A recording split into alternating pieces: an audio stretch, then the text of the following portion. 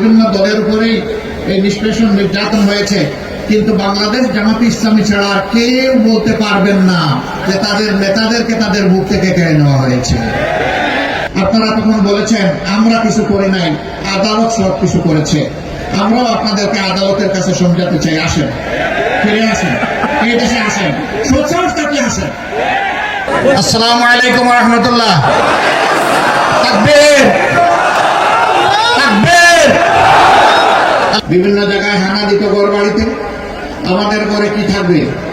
আমাদের ঘরে তো নাচ গানের বই থাকবে না, আমাদের ঘরে থাকবে আল্লাহর কোরআন, আমাদের ঘরে থাকবে রাসূল করিম সাল্লাল্লাহু আলাইহি সাল্লামের হাদিস, আমাদের ঘরে থাকবে ইসলামী জ্ঞান পিপাসার জিজ্ঞাসার বই, আমাদের ঘরে থাকবে বিভিন্ন বিজ্ঞান এবং প্রযুক্তির বই, সাহিত্য থাকবে, ইতিহাস থাকবে। এটাই স্বাভাবিক।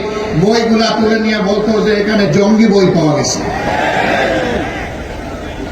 এই জঙ্গি মৌলবাদ কথা বলে বলে গোটা জাতির উপর 15.5 বছরেরা তাণ্ডব চালিয়েছে। স্বাধীনতার পক্ষ এবং বিপক্ষের শক্তিতে দেশকে জাতিকে বিভক্ত করেছে, বিভিন্ন ধর্মের মধ্যে বিভক্তি টেনে। এই বন্ধুরা, ও বন্ধুরা, ইন্নাল্লাহা মা'আস সাবিরিন। এই সাংবাদিক ভাইয়েরা পেশাগত দায়িত্ব পালন করতে এই সুযোগ দিতে হবে, এই সুযোগ দিতে হবে, এবং সবরের ফল আল্লাহ আপনাদেরকে দান করবেন।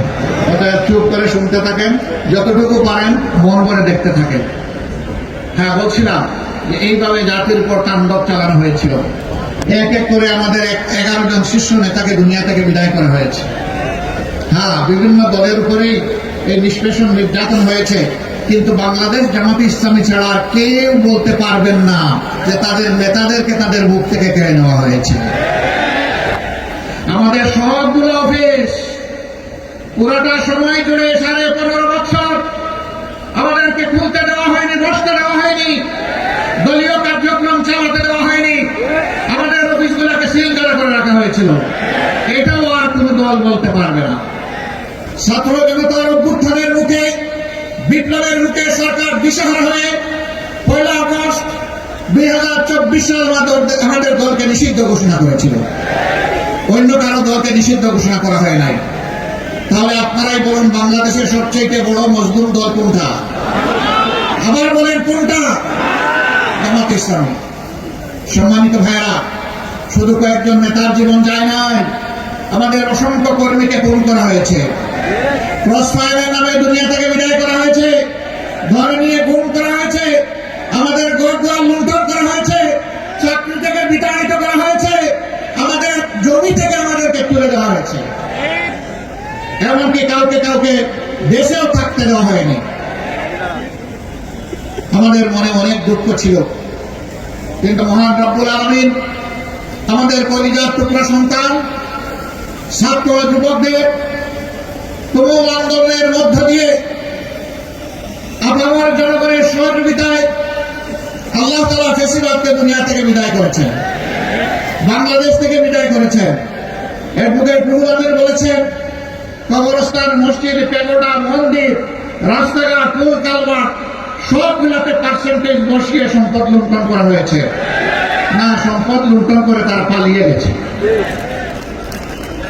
কারণ তারা এতটাই অপরাধ করেছে। খুন, গুম, ধর্ষণ, লুণ্ঠন করার পরে এই দেশে মানুষের সামনে মুখ দেখানোর সৎসাহস তাদের নাই। সৎসাহস নাই বলেই তো তারা পালিয়ে গেছে। আমরা তাদেরকে বলি, না, আসেন, আসেন, ফিরে আসেন, আমরা আপনাদের বিচারটা দেখতে চাই।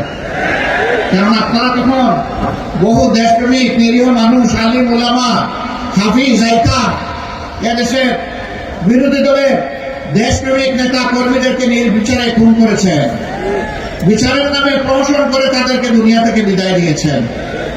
আপনারা তখন বলেছেন আমরা কিছু করি নাই, আদালত সব কিছু করেছে। আমরাও আপনাদেরকে আদালতের কাছে সমঝাতে চাই, আসেন, ফিরে আসেন, এই দেশে আসেন, সোচ্চার থাকলে আসেন।